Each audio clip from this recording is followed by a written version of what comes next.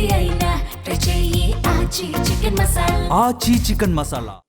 కేంద్ర ప్రభుత్వము Indian రైల్వేస్లో ticket cancellation చేస్తున్నప్పుడు వచ్చేటువంటి రీఫండ్కి సంబంధించిన రూల్స్ని మారుస్తూ కూడా కొత్త రూల్స్ని తీసుకురాబోతుంది. అందులో ప్రధానంగా ఏదైతే మనము 48 గంటల ముందు వరకు ట్రైన్ స్టార్ట్ అయ్యే 48 గంటల ముందు వరకు కూడా టికెట్ క్యాన్సిల్ చేసుకుంటే మ్యాక్సిమం రిఫండ్ వచ్చే రూల్ని ఇప్పుడు పెంచుతూ కూడా 72 గంటలు అంటే 3 రోజుల ముందే మనం టికెట్ క్యాన్సిల్ చేసుకుంటే మాత్రమే మ్యాక్సిమం రీఫండ్ వచ్చేలా కూడా కొత్త రూల్స్ ముందుకు తీసుకొచ్చింది. దాంతోపాటు మరిన్ని రూల్స్ కూడా తీసుకొస్తున్నట్లు కూడా కేంద్ర ప్రభుత్వం అయితే ఇప్పటికే అధికారికంగా ప్రకటించింది. ప్రస్తుతం మనతో సౌత్ సెంట్రల్ రైల్వేకి సంబంధించినటువంటి chief public relation officer Sridhar గారు ఉన్నారు. ఈ రూల్స్ ఎలా ఉండబోతున్నాయి ఏంటి అని వారి మాటలో తెలుసుకుందాం. సార్ చెప్పండి, ఇంతకుముందు మనకి టికెట్ క్యాన్సిలైజేషన్ ఏదైతే ఉంటుందో 48 అవర్స్ ముందు అంటే 2 days ముందు చేసుకుంటే మనకు మ్యాక్సిమం రీఫండ్ వచ్చేసి ఇప్పుడు దాన్ని 72 అవర్స్ కూడా పొడిగించారు. అసలు ఎలా ఉండబోతున్నాయి, ఇంకా ఆ 25% కానీ ఆ స్టాండర్డ్ క్యాన్సిలేషన్ అవన్నీ కూడా ఉంటాయి కదా, ఎలా ఉండబోతున్నాయి, ఎన్ని అవర్స్కి చేసుకుంటే ఎంత రీఫండ్ వస్తుంది? అయితే టికెట్ క్యాన్సిలేషన్ సంబంధించి రీఫండ్ రూల్స్ ప్రస్తుతానికి ఉన్నవి ఏంటంటే వెయిట్ లిస్ట్ టికెట్ కావచ్చు, ఆర్ఏసీ కావచ్చు, అన్రిజర్వ్డ్ టికెట్స్ కావచ్చు, వీటిని క్యాన్సిల్ చేస్తే వాటికి బేసిక్ క్లరికేజ్ ఛార్జెస్ అంటే 30 రూపాయలు లేదా 60 రూపాయలు ఇలా బేసిక్ క్లరికేజ్ ఛార్జెస్ ఉంటుంది. కన్ఫర్మ్ టికెట్స్ విషయానికి వస్తే కొంచెం ఎక్కువ ఛార్జెస్, పీనల్ ఛార్జెస్ ఉంటాయి. దీంట్లో ప్రస్తుతానికి ఉన్న రూల్ ఏంటంటే ట్రైన్ జర్నీ కంటే ముందు 48 గంటల ముందు వరకు కూడా అంటే మీరు అన్నట్టుగానే మేజర్గా అంటే ఎక్కువ మొత్తంలో రీఫండ్ వచ్చే అవకాశాలు ఉంటాయి. దాంట్లో ఫ్లాట్గా ఒక రేట్ ఫిక్స్ చేశారు. కన్ఫర్మ్ టికెట్ అయితే ఫస్ట్ డేస్ అయితే 240 రూపీస్, సెకండ్ డేస్ అయితే 200, 180, 120 ఇలా క్లాస్ ఆఫ్ జర్నీని బట్టి క్యాన్సలేషన్ రీఫండ్ ఛార్జెస్ ఉండేవి. అయితే 48 అవర్స్ టు 24 అవర్స్కి ఇప్పుడు ఏదైతే చెప్పామో అంటే ఫేర్లో 25% వరకు క్యాన్సలేషన్ ఛార్జెస్ ఉండేవి. అదే 24 అవర్స్ నుంచి 4 అవర్స్ బిఫోర్ జర్నీ వరకు అంటే 12 hours to 4 hours before journey వరకు 50% ఫేర్లో 50% వరకు రీఫండ్ వచ్చేది. సో ఆ రూల్స్ అన్నవి ఇప్పుడు చేంజ్ చేసేందుకు రైల్వే ప్రయత్నం చేస్తూ ఉంది. అందులో భాగంగానే ఇవాళ ఆనరబుల్ యూనియన్ రైల్వే మినిస్టర్ గారు దీనికి సంబంధించి కూడా ఒక ప్రెస్ రిలీజ్లో చెప్పడం జరిగింది. దాంట్లో ఏంటంటే ఈ ఏదైతే రీఫండ్ రూల్స్ ఉన్నాయో వాటి ఛార్జెస్ మాత్రం అంతే ఉంటాయి. ఏదైతే ఇప్పుడు నేను చెప్పినట్టు 30 రూపాయలు లేదా 60 రూపాయలు వెయిట్ లిస్టెడ్ టికెట్ కావచ్చు, సెకండ్ క్లాస్ రిజర్వేషన్ కావచ్చు, అలాగే ఫస్ట్ ఏస్ అయితే 240 ఫ్లాట్ రేట్స్ ఏవైతే ఉన్నాయో వాటికి 50% టు 25% అన్న రేట్స్ అంతే ఉంటాయి. కానీ టైం పీరియాడిసిటీ అన్నది మారబోతూ ఉంది. 48 అవర్స్ బిఫోర్ వరకు ఇంతకుముందు ఏదైతే క్యాన్సిల్ చేస్తే మనకు మేజర్గా రీఫండ్ వచ్చేదో అది ఇప్పుడు 72 అవర్స్ చేశారు. అంటే 72 అవర్స్ బిఫోర్ వరకు ఏదైతే క్యాన్సిలేషన్ చేస్తామో దానికి ఓన్లీ ఫ్లాట్ రేటు 240, 200, 180 రూపీస్ ఏదైతే ఉందో క్లాస్ ఆఫ్ జర్నీని బట్టి అంతే క్యాన్సిలేషన్ ఛార్జెస్ ఉంటాయి. మిగతా డబ్బంతా కూడా రీఫండ్ అవుతుంది. అదే 72 అవర్స్ నుంచి 24 అవర్స్ వరకు 25% ఆఫ్ ద ఫేర్ అది మనకు క్యాన్సిలేషన్ ఛార్జెస్ కింద తీసుకోవడం పడుతుంది. 75% రీఫండ్ అవుతాయి. మళ్ళీ ఇంకో స్లాబ్ వచ్చేసి ఈ 24 అవర్స్ నుంచి 8 అవర్స్ వరకు. సో ఈ పీరియడ్లో 50% క్యాన్సిలేషన్ ఛార్జెస్ ఉండబోతూ ఉన్నాయి. సో ఇంతకుముందు 48 అవర్స్ బిఫోర్ ఉండేది ఇప్పుడు 72 అవర్స్ అవ్వబోతూ ఉంది. ఇంతకుముందు 12 అవర్స్ వరకు ఉన్న పీరియడ్ ఏదైతుందో ఇప్పుడు అప్ టు 24 అవర్స్ అవుతుంది. ఇంతకుముందు చార్ట్ 4 అవర్స్ బిఫోర్ వరకు చార్ట్ అయ్యేది కాబట్టి ట్రైన్ చార్టింగ్ 4 అవర్స్ వరకు కూడా క్యాన్సిల్ చేస్తే 50% క్యాన్సిల్ అయ్యేది. 4 అవర్స్ బిఫోర్ జర్నీకి రీఫండ్ వచ్చేది కాదు. అదే ఇప్పుడు 8 అవర్స్ బిఫోర్ వరకు రీఫండ్ వస్తుంది. 8 అవర్స్ బిఫోర్ జర్నీ ఆ పీరియడ్లో మాత్రం journey and 8 hours before journey ఆ పీరియడ్లో రీఫండ్ రాదు. సో ఇలా ఇప్పుడు కొత్త రూల్స్ రాబోతూ ఉన్నాయి.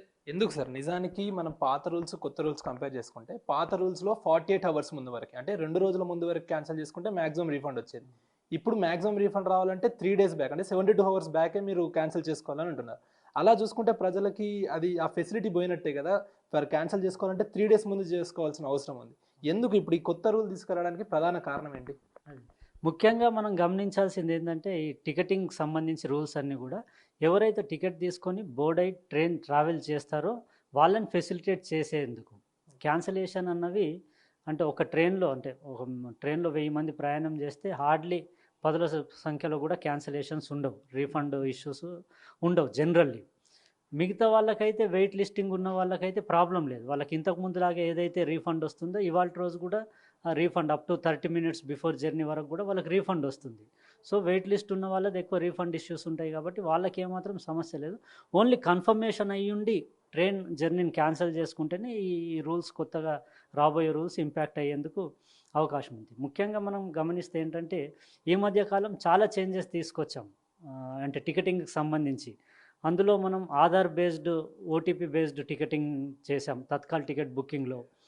అలాగే అంటే ఈ బ్లాట్ యూజ్ చేసి చాలా ఏజెంట్స్, టౌట్స్ చాలా హెవీగా టికెట్ బుకింగ్ చేసి జెన్యూన్ ప్యాసింజర్స్కి టికెటింగ్ అవకాశం లేకుండా చేసేవాళ్ళు.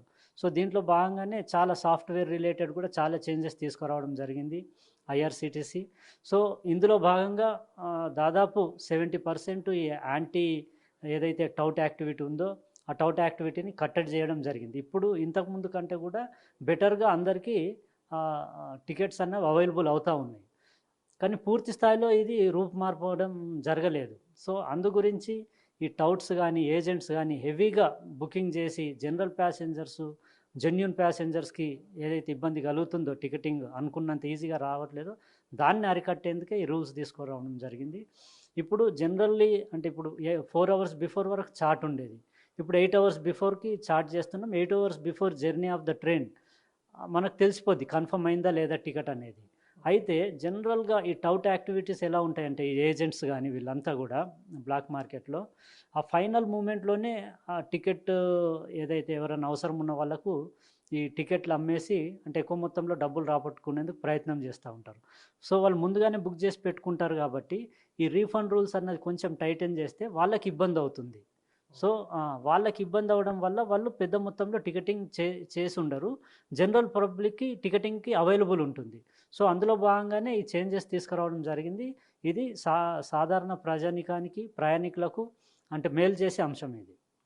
సార్, ఇంకొకటి బోర్డింగ్ పాయింట్లో కూడా కొన్ని కొత్త రూల్స్ తీసుకొచ్చారంటూ కూడా చెప్తున్నారు. ఆ రూల్స్ ఎలా ఉండబోతున్నాయి?